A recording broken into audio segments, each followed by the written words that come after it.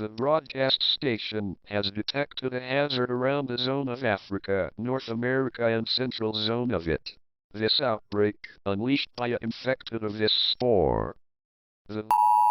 We strictly recommend you hide in your houses, basements, lock doors and windows and turn off all the light source.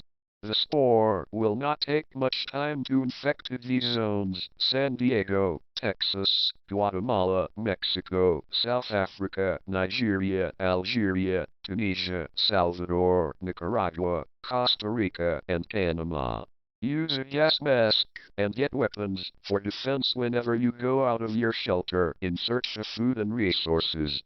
And do not trust in persons who present these symptoms: constant blood vomit, open bullet-like injuries, erratic movement, blindness, or intense nosebleed.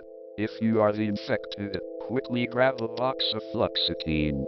Consume half of the pills to relieve the symptoms and be out of their sight.